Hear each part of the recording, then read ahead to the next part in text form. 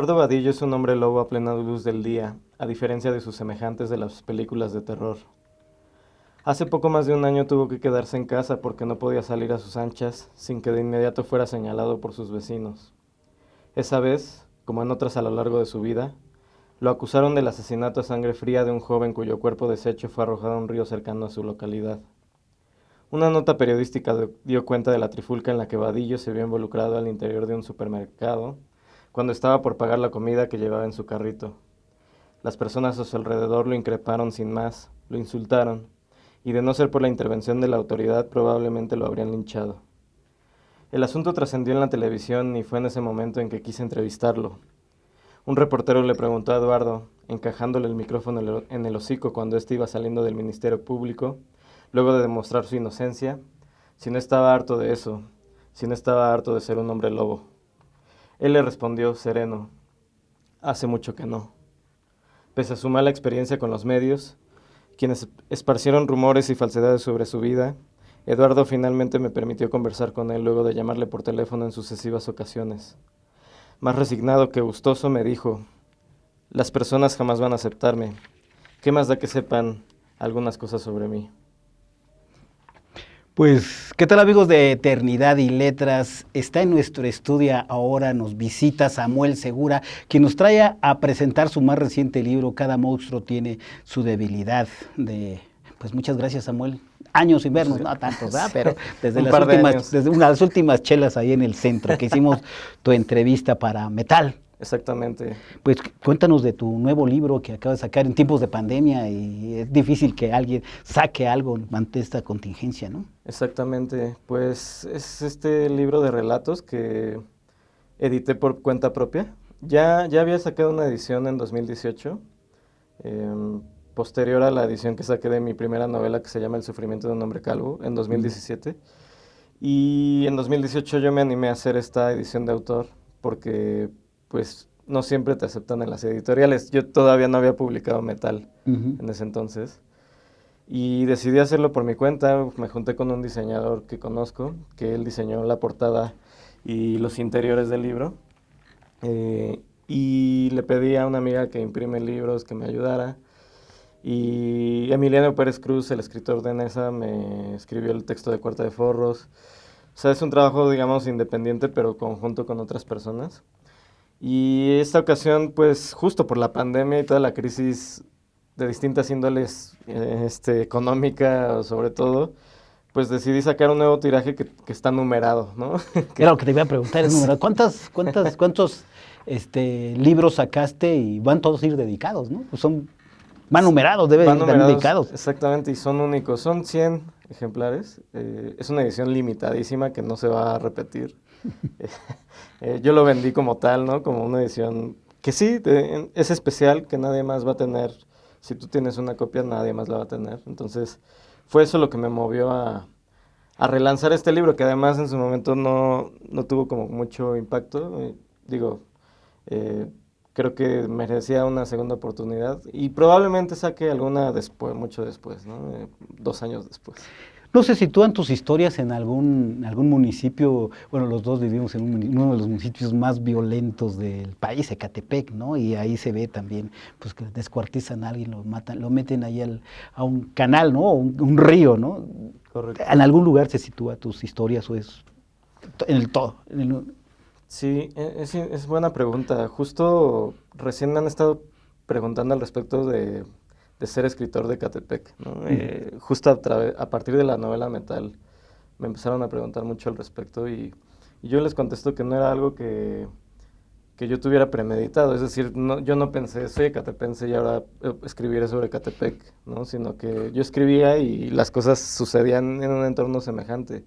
Ese primer fragmento que leí ahorita es del cuento que se llama igual al libro, Cada monstruo tiene su debilidad, que habla sobre un lobo que se convierte en hombre guapo. Está bueno. Un hombre lobo que se convierte en hombre guapo, o sea, es al revés, ¿no? A la medianoche se transforma en un galán. Y lo que sucede, sí sucede en un entorno semejante a Ecatepec, no está mencionado. Y varios otros relatos también, ¿no? Tienen el lugar donde están ocurriendo es parecido a Ecatepec. o probablemente parecido a lugares de la Ciudad de México como este donde estamos, Claro. el norte y centro de la Ciudad de México. Cierto, cada monstruo tiene su debilidad. Por ejemplo, dice que todos nacemos príncipes y conforme se nos va llenando el alma de cochinada, nos vamos convirtiendo en sapos. Y no hay princesas que nos encanten para volver a hacer lo mismo, ¿no? Porque toda tu historia se va acumulando y te vas transformando en tu forma de ser, ¿no? No, ¿qué otros cuentos traes y cómo te inspiras? Hay que leer mucho también para ser un buen escritor. Hay que leer, sin duda, es una de las actividades que hay que hacer, primordiales, pero sin duda hay que escribir, ¿no? Ujú. Por ahí alguien dice que se aprende a escribir escribiendo, en gerundio, ¿no? Ujú. Entonces, estos relatos ya tienen bastante tiempo, digo, bastante son unos años, unos 6 7 años quizá. Los trabajé en el taller de Eusebio Rubalcaba, que en Mm. paz descanse. Él fue mi primer profesor, digamos, tallerista. Y en su taller fue que llevé estos relatos. Yo llevé muchos más relatos que no incluí en en este compilado, porque pues consideré que ya no estaban, digamos, a la altura de lo que yo esperaba. Y aquí, digamos, son los primeros relatos que yo consideré que podían ser leídos por alguien más, ¿no? Justo este del monstruo, cada monstruo tiene su debilidad, es uno de ellos. El regreso del Salvador, que es el primer relato, estoy viendo el índice porque no me acuerdo cómo vienen. Es uno de mis cuentos favoritos, así favoritos de lo mejor que he escrito yo creo en general.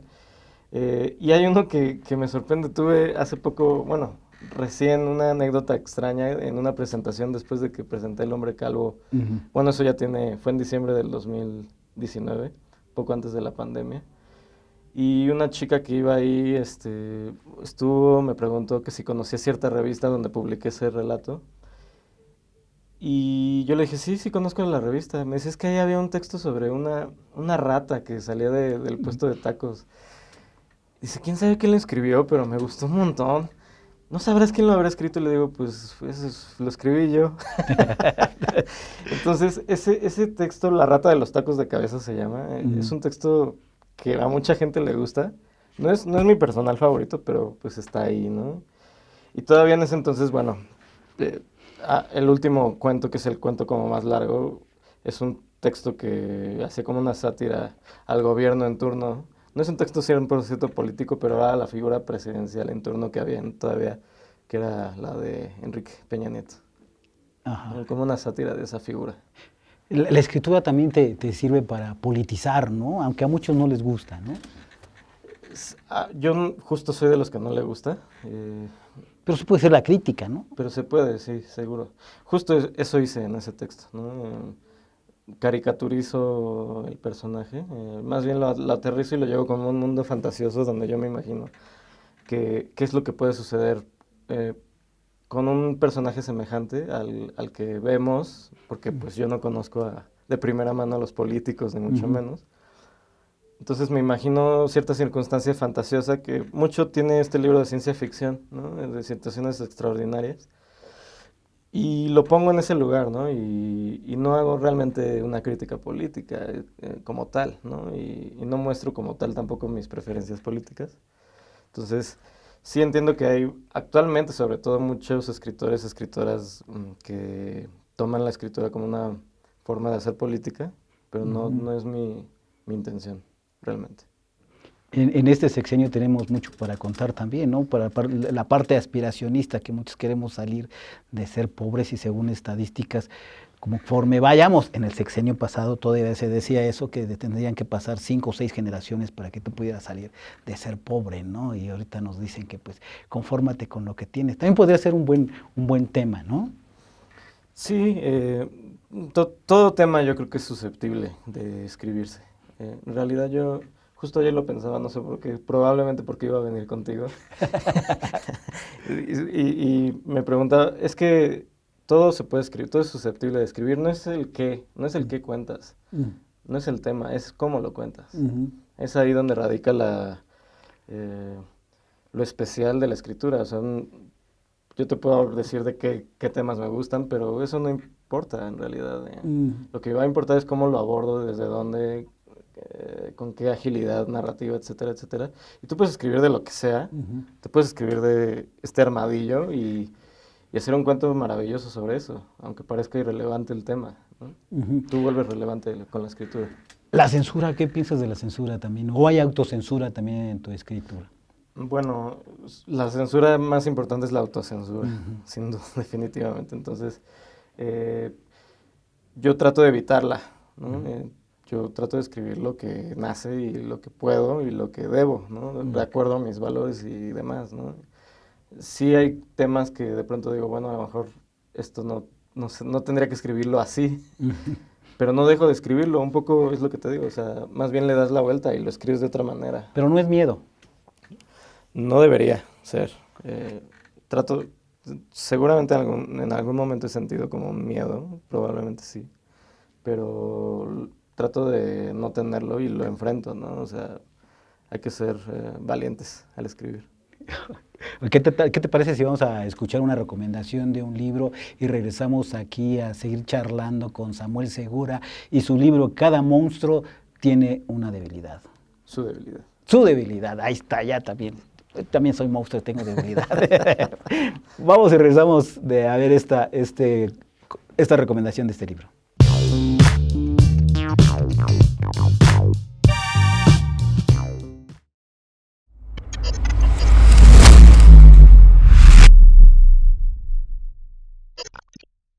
Hola amigos de Eternidad y Letras, soy Aura y en esta ocasión les voy a recomendar el libro de Travesuras de la Niña Mala, escrito por Mario Vargas Llosa de la editorial de Bolsillo. Si eres fanático de los amores tóxicos, este libro es ideal para ti, ya que el ganador al Premio Nobel en 2010 nos relata la historia de Ricardo, un niño que mientras vivía en Lima conoció a una chilenita llamada Lili. El sueño de Ricardo era vivir en París, y este se le cumple cuando entra a trabajar de traductor en la UNESCO. Tiempo después se vuelve a encontrar con la chilenita. En esta ocasión es la camarada Arlet, quien pertenece al movimiento de izquierda revolucionaria. A su paso por la ciudad Luz, resurge el amor, pero la camarada Arlet tiene que regresar a sus cursos de entrenamiento guerrillero en Cuba.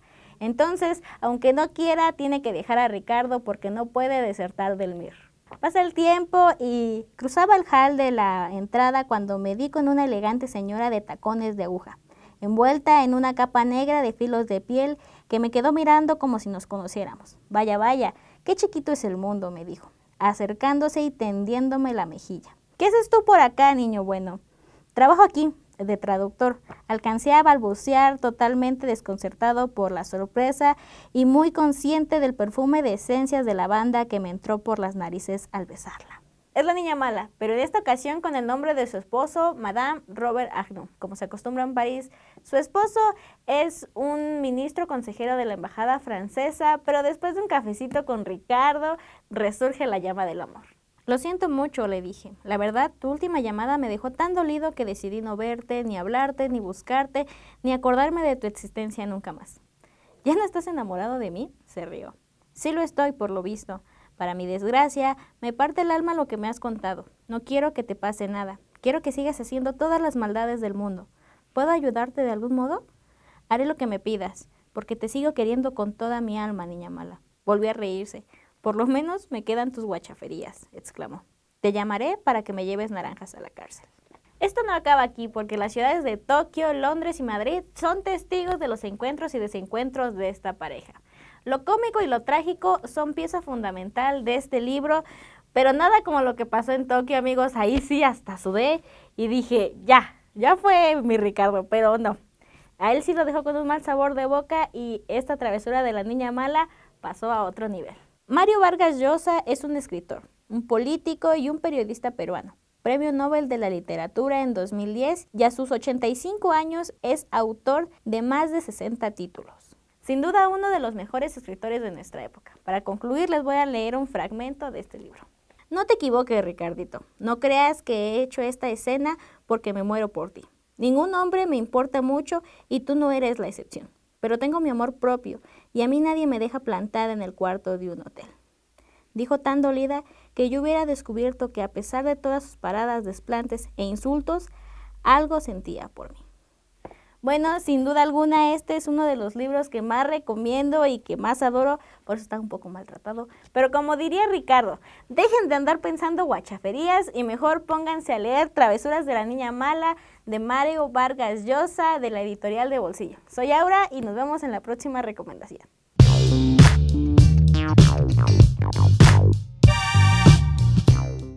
Pues ya regresamos después de haber escuchado esta recomendación de este libro con Samuel Segura, que está aquí en Eternidad y Letras por segunda vez ahora en el estudio y viene a presentar su más reciente libro. No, su más reciente libro, aparte está cocinándose por ahí, esperamos hablarlo más al ratito. Cada monstruo tiene su debilidad. Hace tiempo estaba platicando con una señora y por lo del monstruo, ¿no? Que decía, hasta el hombre más sanguinario y más feroz y más maldito tiene derecho a ser amado, ¿no? Y también tiene su debilidad. A lo mejor acaba de asesinar a alguien a sangre fría, como decía tu cuento, y llega a su casa y su hija o su hijo lo abraza y se cae en llanto, ¿no? Está muy contradictorio ese enfrentamiento de sentimientos, ¿no? ¿Tienes más cuentos que hablen sobre ese enfrentamiento de sentimientos? Sí, estoy de acuerdo con esa visión, ¿no? Alguien decía que todos los hombres alguna vez fueron niños, ¿no? Uh-huh. Y gente inocente, digamos, en ese sentido. Y yo creo que la literatura, sobre todo, se trata de hablar de eso, ¿no? De las contradicciones humanas, de la condición humana que tiene esos aspectos grises, ¿no? No somos blancos y negros, sino que tenemos un rango de emociones, de actitudes, de acciones. Y en efecto, hasta el más sanguinario tiene sus emociones, ¿no? Y bueno, sus derechos, ¿no? Etcétera, etcétera. Sí, hay otros cuentos. Hay uno que se llama Desechos Humanos, por ejemplo, ¿no? Que aborda justo este asunto de una defensora de los derechos humanos, que en público es defensora de los derechos humanos, una gran persona, y en lo privado es una persona detestable, ¿no? Que trata muy mal a una persona que hace la limpieza. Entonces, y ahí suceden unas cosas. Lo que te decía, el tema es ese, ¿no? Pero ya como lo desarrollé, bueno, ya ¿Por qué no te lees un fragmento de eso? Sí, si quieres, mira, tenía más o menos, bueno... Bueno, yo ya ahí lo traes apartado. Ya lo había apartado el de la Si quieres, rata. lees esa parte de la rata que nos hablabas en el segmento pasado. Te cuento de la rata de los tacos de cabeza. A ver. Que veo que se desarrolla precisamente aquí adelante. A lo mejor ya nos chingamos. A lo mejor ya la vieron, yo creo que ya la vieron. No, a lo mejor ya nos quedamos unos tacos. Mira, dice, cuentan los que saben, los que comen allá afuera del Metro Hidalgo, que en uno de los puestos de tacos de cabeza habita una rata. Una muy grande, casi un gato, blanca como gato, de ojos rojos y una cola muy larga, que se mueve con rapidez, es casi invisible, y que por el consomé de birria, que sabe tan bueno, se quedó a vivir ahí. Pero pocos la han visto. Yo soy uno de ellos, de alguna forma. No hace muchos días, una clienta, ya grande, de venas saltadas en las manos, me contó que vio la rata más lenta de lo acostumbrado. Le vi su panza, iba muy despacio, se me hace que está preñada. Otros me han dicho que no hay ratón que pudiera preñarla, que seguramente la rata se lo comería. Imagínense, dicen que nació de la basura y que la radiación la hizo así de grande. Digamos que es una especie de mutante, me dijo, desde el otro extremo del puesto, acodado en la barra, Don L. Él lleva varios años comiendo ahí en esos tacos. No recuerda con exactitud cuánto hace que vio a la rata. La rata de los tacos de cabeza le llaman.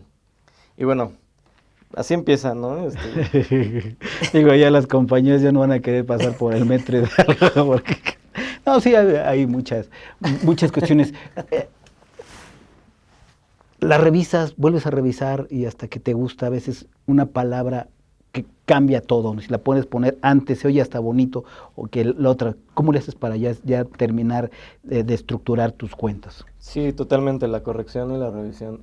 Justo ese texto ya lo había publicado en una revista impresa, se publicó creo que también en una revista digital. Algunos de esos ya se han publicado en revistas impresas o digitales. Y yo los volví a leer, los volví a pulir, los volví a escribir prácticamente, ¿no?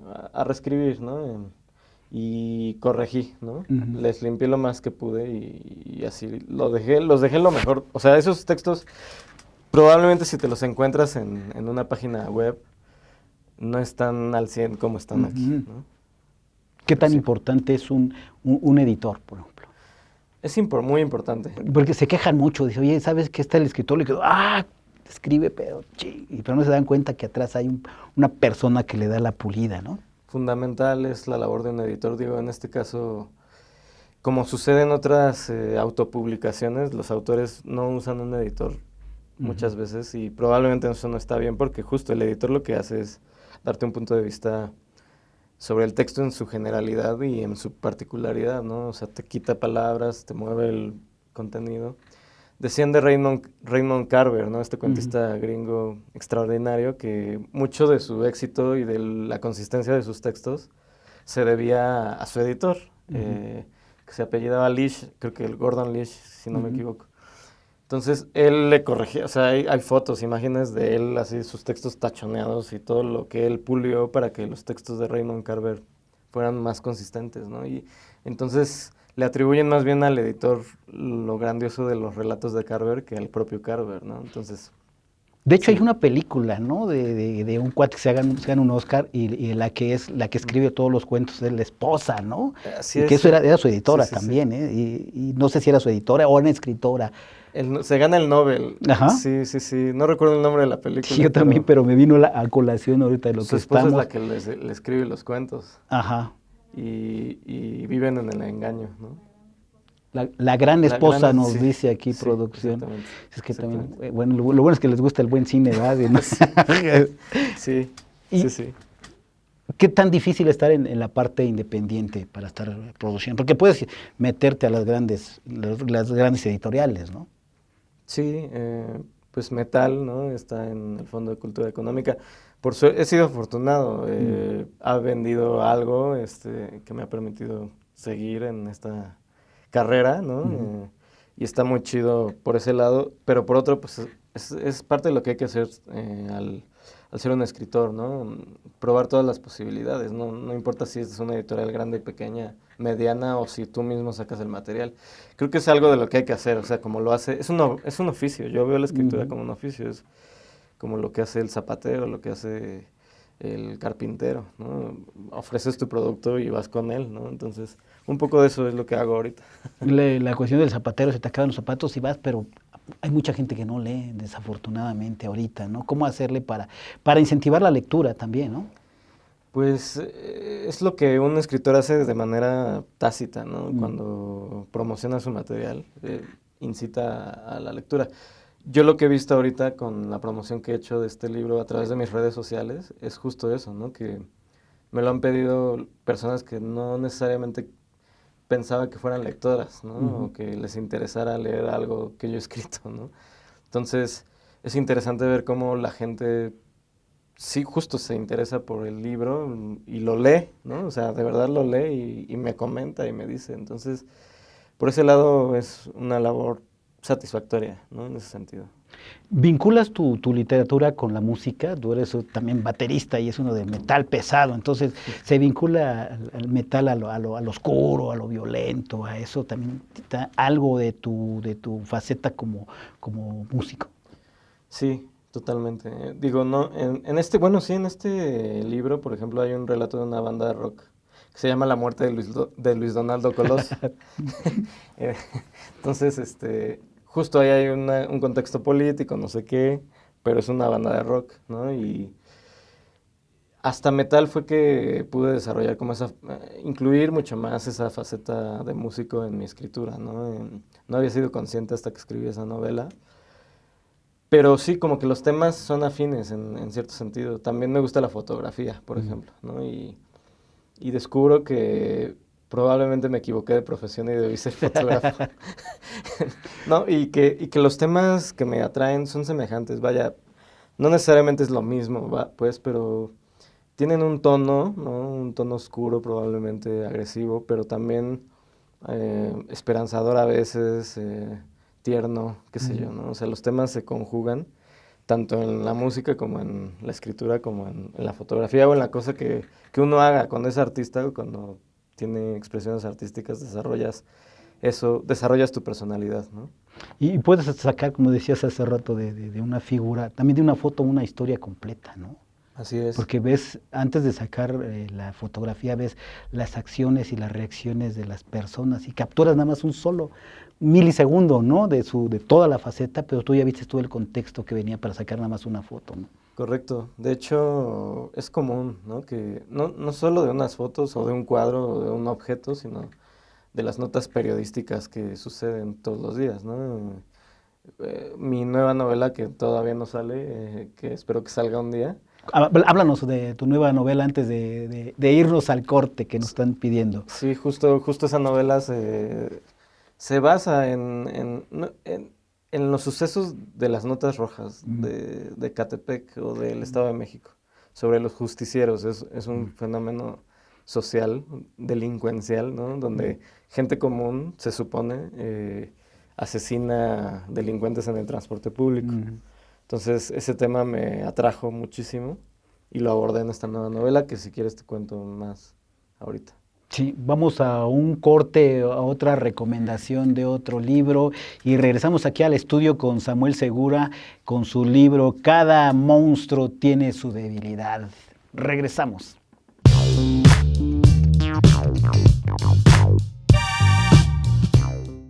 Hola amigos, en esta ocasión les voy a recomendar un libro de un escritor quien ya tuvimos el honor de tenerlo aquí en Eternidad y Letras, quien es Lester Fast, con su libro La Dimensión Faltante, bajo el sello de los libros del Marqués. La Dimensión Faltante abre un espacio entre las páginas y los secretos del mundo.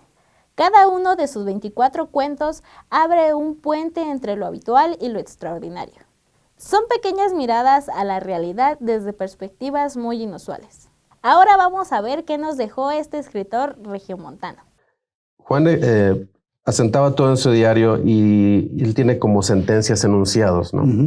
Él decía, por ejemplo, en su diario, no existe humanidad a la medida.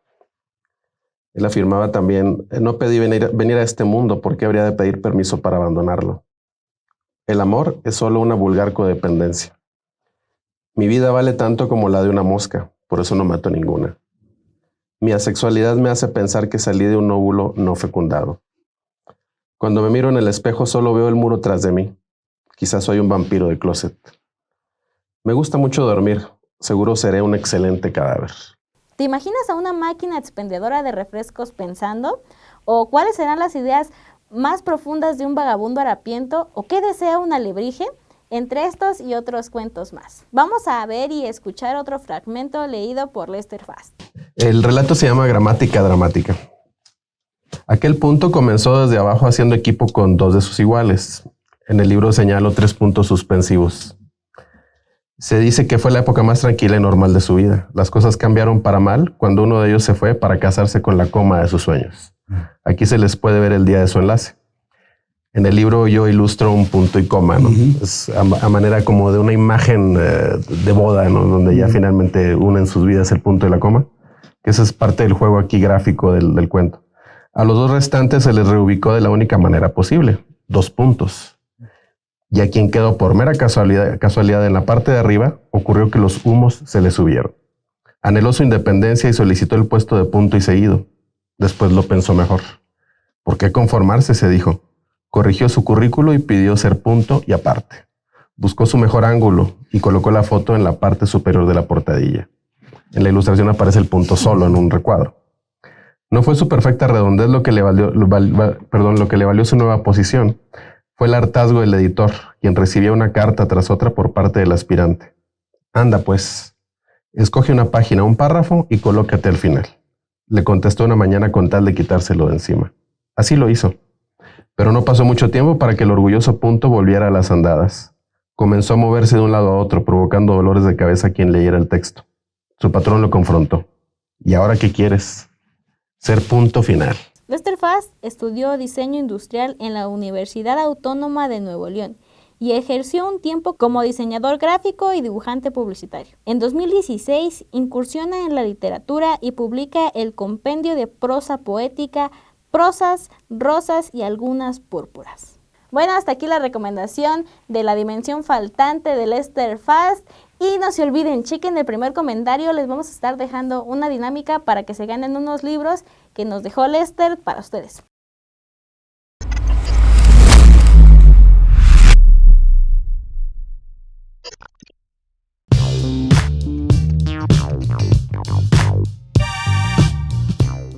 Regresamos a la entrevista con Samuel Segura y su más reciente libro, Cada monstruo tiene su debilidad, y nos estaba hablando sobre su próximo libro que ya se está cocinando, y pues platícanos más, ¿quién da la beca?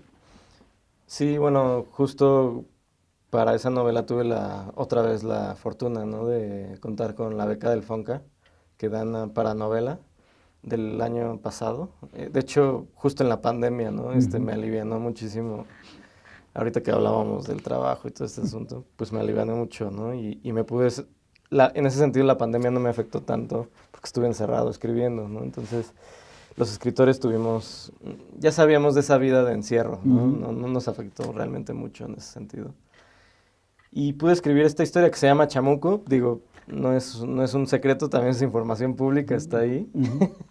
Y que aborda esta historia de un hombre, ¿no?, que de pronto su vida por alguna circunstancia cambia y se vuelve un justiciero, ¿no? Traté de imaginarme las circunstancias en las que viviría alguien así, o sea, ¿quién sería, por qué razones alguien se volvería un justiciero, ¿no? Ante la imposibilidad de conocer uno de la vida real. Digo, estuve cerca de conocer uno, alguien me invitó a hacer un reportaje en video precisamente.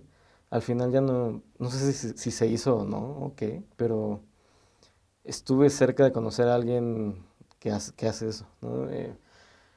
Pero por otro lado yo quería tener la libertad de imaginarme por completo eso, esa posibilidad, ¿no? Crear toda la historia. Crear todo desde cero. ¿Cómo le haces?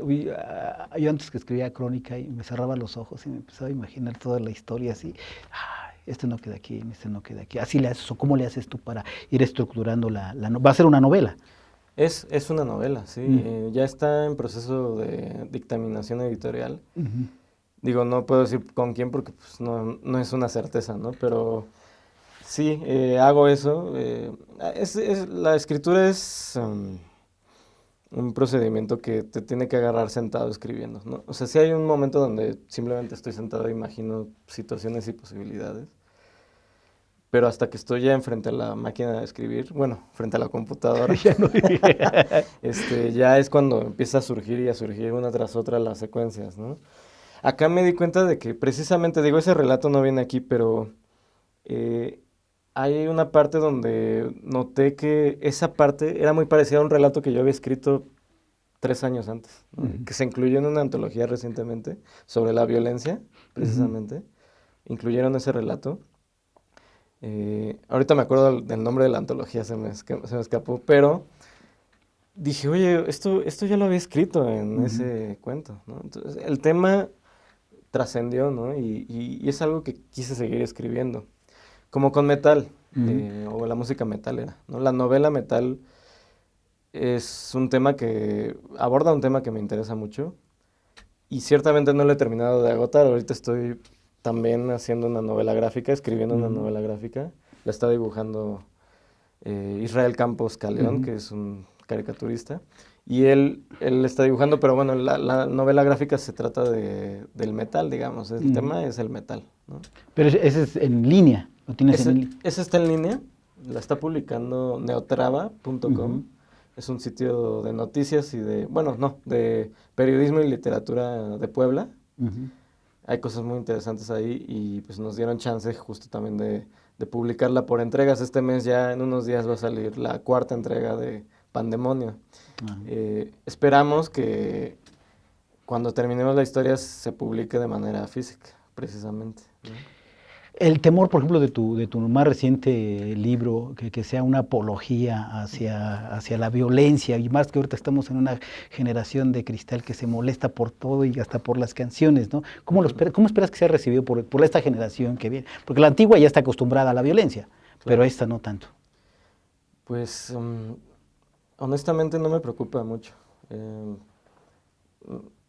tiene que ver con este tema que decías hace rato, del miedo y de la autocensura. Acá no creo que se haga apología a la violencia. O sea, la literatura o el arte no creo que sea apologético necesariamente. Creo que un discurso político sí lo es. Pero el arte, aunque aborde la violencia, no está incitando a la violencia. Es algo que viene dentro de la historia, que el autor tuvo necesidad de contar, o el músico de expresar, qué sé yo, pero no invita a la violencia. La violencia viene de otro lado, viene de las circunstancias de los individuos, ¿no? Yo mismo he sido víctima y victimario de artífice de la violencia, ¿no? Entonces, esa la he vivido en otros lados y no tiene nada que ver con lo que consumo como lector o como oyente o como cinéfilo, ¿no? No tiene que ver con eso, tiene que ver con las...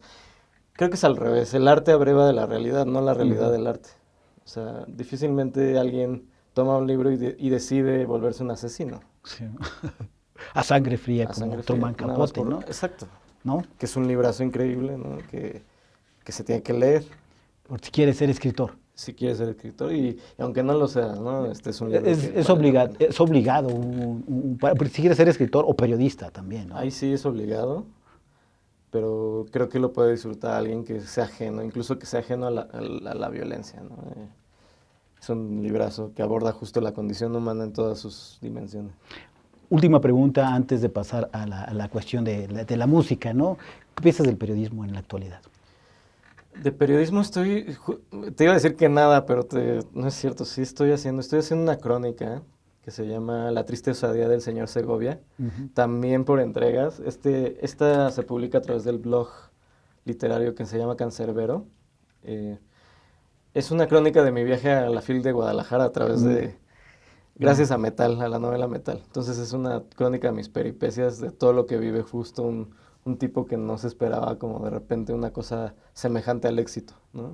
Al éxito literario y al stardom, ¿no? De la literatura, estar en Guadalajara, ser entrevistado, todas estas cosas. Más o menos por ahí va, y es una crónica muy personal, muy íntima, ¿no? Que estoy publicando. Y ahí tocas partes de tu papá, ¿no? Que te acompaña y que también está calvo y tú vas para allá, ¿no? Dices. Esa es otra crónica que saqué aparte, ¿no? Que me pidieron para una antología del Faro de Oriente. Y hablo, el tono de esta que te digo, La triste osadía del señor Segovia, es parecido a ese, ¿no? Muy íntimo, muy personal, en primera persona. Parecido a lo que llaman el periodismo gonzo. Pero otra, está cambiando el periodismo, ¿tú cómo lo visualizas? Es complicado. Está perdiéndose. No se está perdiendo, pero se está alineando mucho a lo político. Se está politizando demasiado. No, o sea, no es que esté mal, vaya, pues, pero hay una parte de eso que le afecta a la historia global. Es decir, si te alineas a un lado ya no contaste el otro, si te alineas al otro ya no contaste el otro. Creo que el periodismo de largo aliento literario y demás trata de ser muchísimo más amplio, ¿no? Y se va como que a todas las fuentes, a todas las posibilidades y trata de contar todo, ¿no? Aunque no estés de acuerdo con esa otra parte, ¿no? Claro. Ahora, la parte catárquica de darle trancazos a los, ¿cómo se llama? A los tambores. A los tambores, A la batería. al bombo y toda esa cuestión. Es catarsis, ¿no? Y estar escuchando una música, y más que la que ustedes manejan, que es metal, ¿no? Sí, tocamos... Platícanos del proyecto que traen de Asedio. Asedio. Es la banda con la que llevo tocando ya casi 15 años. Precisamente ahorita, bueno, el año pasado en diciembre sacamos nuestro último o más reciente EP que se llama Ángeles Derrotados. Precisamente así se llama una novela de un escritor que se llama Dennis Johnson. Yo le tomé prestado el nombre. Y seguimos tocando. Recién hemos estado presentando el material y hemos hecho un videoclip de esta canción que es homónima. Y sí que es catártico. Digo, hay un aspecto de Asedio, por ejemplo, que no tiene que ver con la violencia ni nada de eso, que somos una familia, ¿no? No somos amigos y nos queremos mucho entre nosotros. Entonces no somos tipos como que agresivos, que estén tratándose mal o qué sé yo, ¿no? Somos de lo más relax en ese sentido. Abrazos, no balazos. Abrazos, no balazos. Y entonces, pero ya la música, la expresión musical es otra cosa, ¿no? Entonces, ahí sí puede ser un desfogue, es catártico, es exigente. Ahí en la batería es donde tengo una deuda, ¿no? Con el instrumento. O sea, para ser baterista de metal extremo, tienes que tener ciertas condiciones físicas y formativas que yo no tengo del todo, ¿no? Que he venido adquiriendo en 15 años, ¿no? Tengo una deuda ahí, pero sí que trato de también llevarlo a cabo, ¿no? O sea, seguimos tocando y vamos a seguir un rato. Una pregunta que no la quería hacer, pero la voy a hacer. Sí. Muy Metallica, ¿qué está pasando con esa cuestión que está el boom ahí con los invitados? Algunos invitados, no todos, ¿verdad? Algunos. ¿Cómo ves? A mí me encantó, ¿Sí? ¿sabes? Sí. ¿Todos los invitados? Me encantó todos los invitados. Y te voy a decir por qué, porque es una transgresión. O sea, Metallica siempre ha sido incomplaciente y siempre ha hecho esto. Y no ha complacido a nadie y ha hecho lo que ha querido. Entonces, una vez más lo hace, lo demuestra con creces metiendo a J Balvin, ¿no? O otros Hash, ¿no? A mí me da, o sea, es como de, qué bueno que Hash, o sea, ¿cómo fue que llegaron ahí? No lo sé.